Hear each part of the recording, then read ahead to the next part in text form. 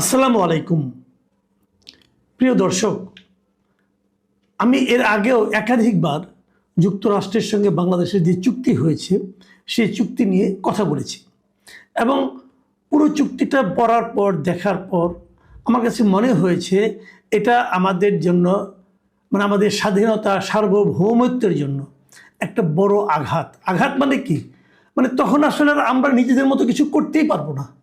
কথা পরিষ্কার, গোলামি চুক্তি যাকে বলে, ওই যে আমরা বলতাম না যে বঙ্গবন্ধু ভারতের সঙ্গে 25 বছরের গোলামি চুক্তি করেছে, যেটা নিয়ে অনেক লোক মাঠ গরম করেছে এবং ওই প্রশ্নের ওই প্রসঙ্গটা উঠলে ওটা নিয়ে আওয়ামী লীগের কোনো জবাব দেওয়ার কোনো পয়েন্ট ছিল না।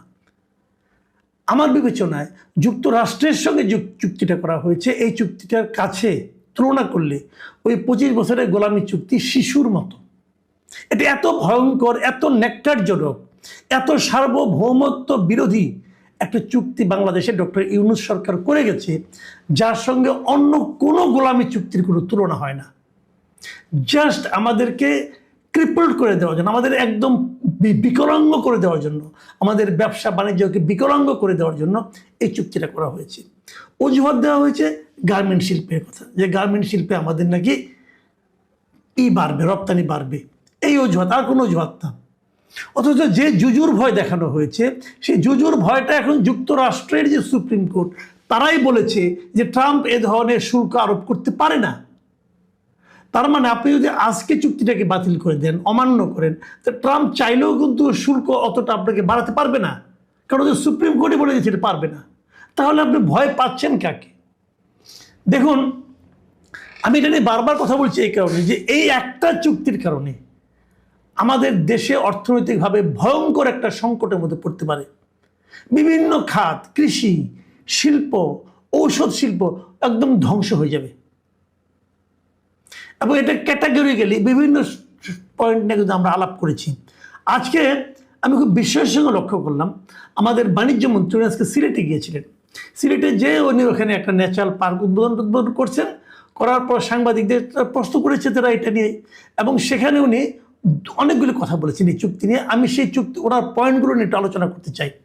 উনি প্রথমত বলেছেন যে দুজন ব্যক্তির মধ্যে চুক্তি করা হলে চট করে বদল করা যায়, দুটি রাষ্ট্রের ক্ষেত্রে তা সম্ভব নয়, দুটি রাষ্ট্রগুলো চুক্তি করলে তার ইচ্ছা স্বাধীন পরিবর্তন করা যায় না। এই কথাটা আসলে কতটুকু সত্য? এই কথাটা একটা ডাহা কথা, একদম ডাহা মিশা কথা। দুইজন লোকের মধ্যে চুক্তি হলে সেটা বাতিল করতে যতটা কঠিন, তার চেয়ে অনেক কম কঠিন হলো রাষ্ট্রের মধ্যে চুক্তি বাতিল করা। কারণ রাষ্ট্রের মধ্যে যখন চুক্তি হয়, সেই চুক্তির মধ্যে বাতিলের অপশনটা দেওয়া থাকে। এই চুক্তিটা আপনি কিভাবে বাতিল করতে পারবেন, সেই অপশনটা ওখানে দেওয়া আছে। তো ওই দেওয়া যেটা আছে উনি পড়েছেন, খন্দকার আব্দুল মুক্তাদির সাহেব, আমি ওনাকে সবই নিয়ে রিকোয়েস্ট করি, আপনি কি চুক্তিটা পড়েছেন ভাই? আমার তো সন্দেহ আছে যে মন্ত্রী হওয়ার আনন্দে আপনি এত আনন্দিত হয়ে গেছেন, এত কিছু উদ্বোধন নিয়ে ব্যস্ত হয়ে পড়েছেন যে চুক্তিটা পড়ার সময় আপনি পান না। আমি একেবারে মোর দেন শিওর, আপনি আমার সঙ্গে বসেন, আলাপ করি, আমি একেবারে শিওর আপনি 32 পৃষ্ঠার চুক্তি পড়েন নাই, পড়লেও বুঝেন নাই। আপনি কি করে বলেন এই চুক্তি বাতিল করা যাবে না? এটা তো এখনো কার্যকরী হয় নাই আইন অনুযায়ী। পড়ে দেখেন, আরেকবার পড়েন, আপনি চুক্তিটা পড়েন নাই ভাই।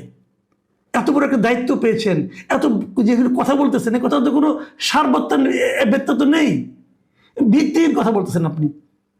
কেন চুক্তি বাতিল করা যাবে না? চুক্তি বাতিল করার ওখানে বলা হয় নাই যে 60 দিনের নোটিশে চুক্তি বাতিল করা যাবে? আর তারও চেয়ে বড় কথা, এই চুক্তি কার্যকর করার আগে আরও কিছু ব্যাপার স্যাপার আছে, সেগুলো জানেন আপনি, পড়েন না। আরেকটা জায়গায় উনি বলেছেন, যে এটা নিয়ে আমি ডিটেল আলাপ করব, উনি বলেছেন যে যুক্তরাষ্ট্রের সঙ্গে হওয়া বাণিজ্য চুক্তিতে দেশের স্বার্থের পরিপন্থী কোনো ধারা থাকলে তার সংশোধনের সুযোগ রয়েছে।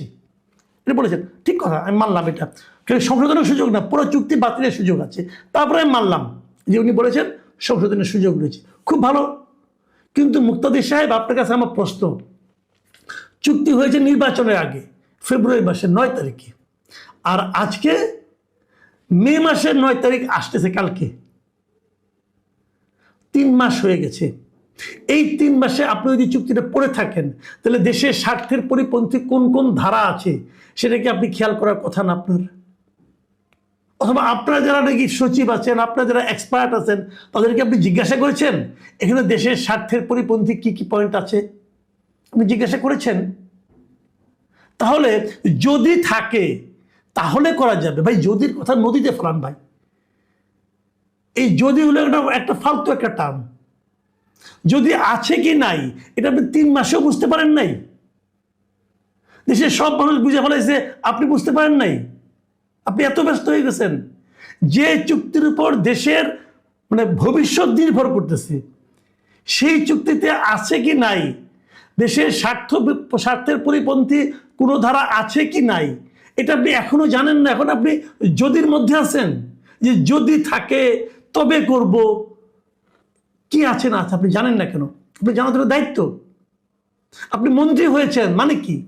আপনি দেশের জনগণের সেবক হয়েছেন, আপনি মালিক হন নাই।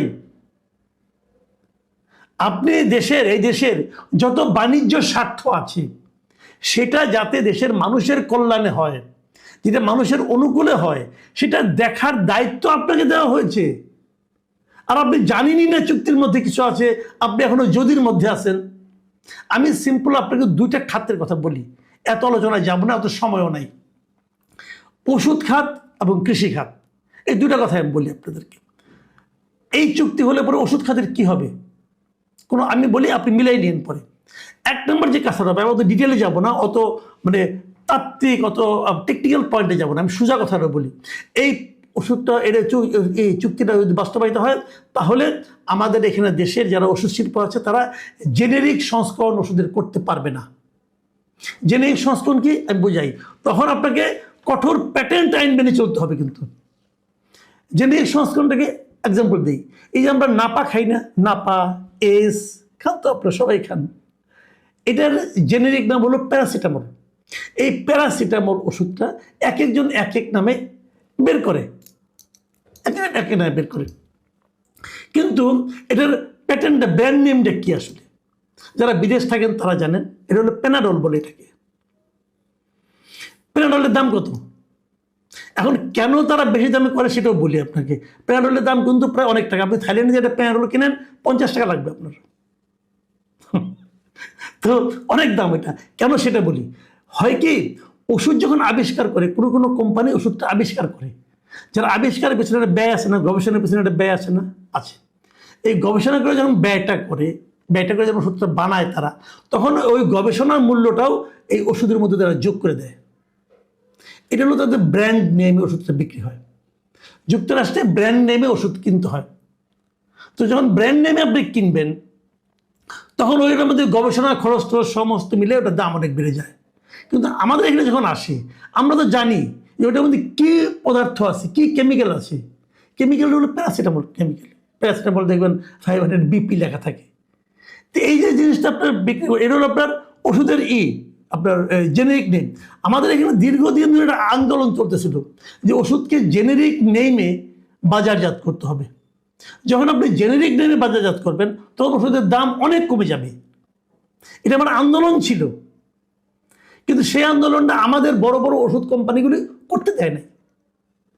তারা দেখে তাদের একটা নিজস্ব ব্র্যান্ড নেম দিয়েছে। কিন্তু এই ব্র্যান্ড নেমটা কিন্তু মূল ব্র্যান্ড নেম না, এটা হলো স্থানীয়ভাবে একটা ব্র্যান্ড নেম দিয়েছে। যখন এটা হবে, তখন এই মেধাস্বত্ব আইনের কারণে আপনাকে জেনেরিক নামে আর ওষুধ করতে দিবে না। তখন এই যে প্যারাসিটামল এখন 75 পয়সা করে আপনি কিনেন, সেই প্যারাসিটামল আপনাকে 10 টাকা দিয়ে কিনতে হবে ভাই। কথা পরিষ্কার, উৎপাদন ব্যয় বেড়ে যাবে। আপনি এখন যে ওষুধ আমরা বলি না বিশ্বের সবচেয়ে কম দামে ওষুধ আমরা বিক্রি করি, আমরা বিদেশে রপ্তানি করি, পারবো না। আমরা সে কম্পিটিশনে টিকতে পারবো না। কী কারণে পারবো না? কাঁচামাল আনার ক্ষেত্রে আপনাকে নিয়ম মেনে চলতে হবে। কোন দেশ থেকে কাঁচামাল কিনবেন? যুক্তরাষ্ট্র তো আগেই বলেছে যে আমরা এমন কোনো আন্তর্জাতিক বাণিজ্য করতে পারবো না যেটা করলে পরে তাদের আন্তর্জাতিক বাণিজ্যের ক্ষেত্রে প্রভাব বিস্তার করে। আমি চীন থেকে কাঁচামাল কিনি, ইন্ডিয়া থেকে কাঁচামাল কিনতে পারবো না।